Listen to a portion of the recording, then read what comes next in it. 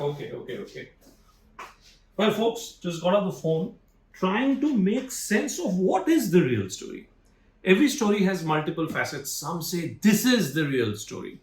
Then on social media, you'll say, no, this is where the story really is. I say, folks, the story begins with the rest of the story. With so much of information around us, much better to focus on the simple facts, and that's what we do here on our first episode of Rest of the Story. What a great pleasure to meet all of you in this new avatar.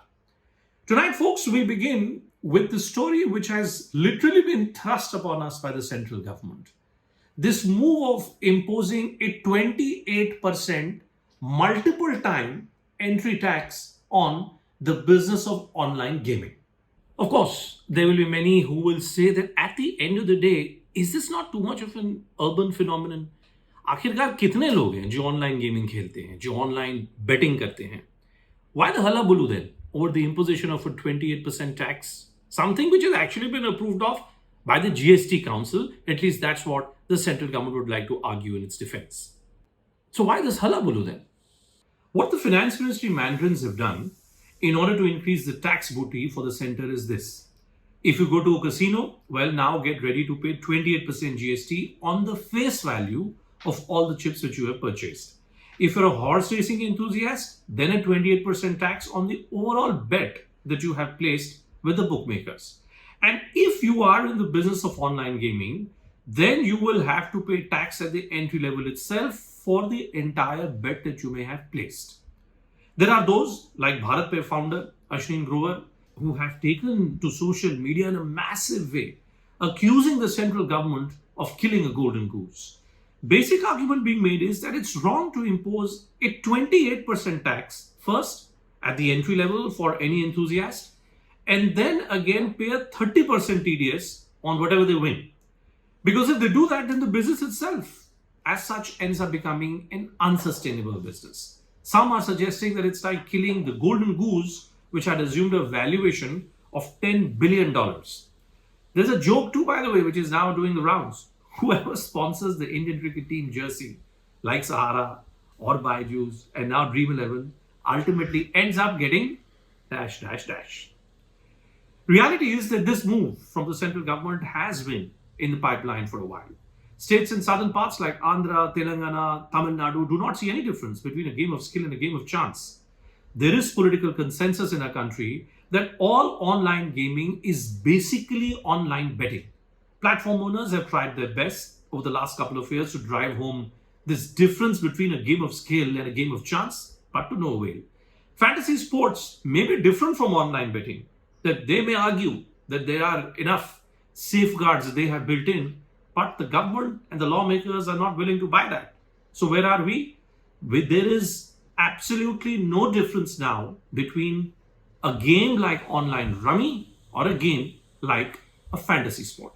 Perhaps what had raised the hopes of those involved in the stakes here was the insertion of a new segment in Budget 23-24. This section was 115BBJ.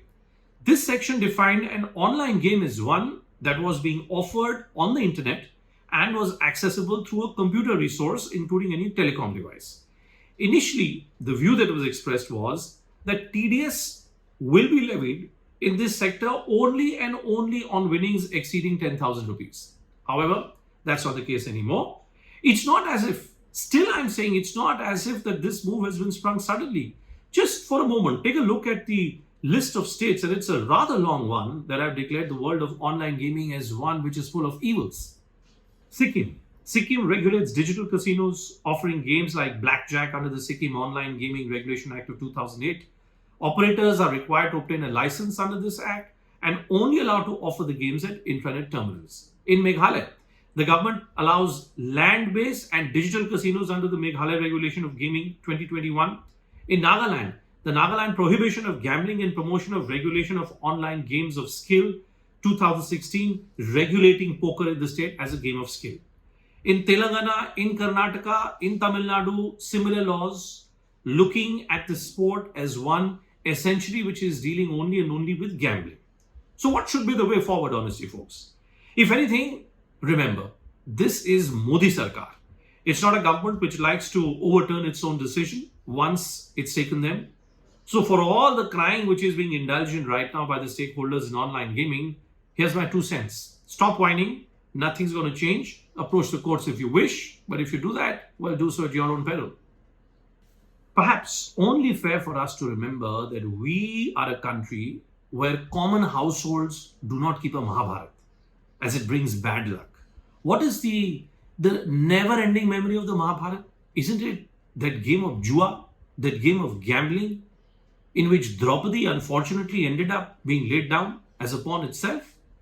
Our Lord is Maryada Purushottam Ram. Arjun was never considered to be a Maryada Purushottam, as great a warrior as he may have been. In a society and in a country where the virtues of Lord Ram have been celebrated for generations and will continue to be celebrated for generations, gambling, betting, no matter how we look at it, is always going to be, politically speaking, a deeply contentious subject.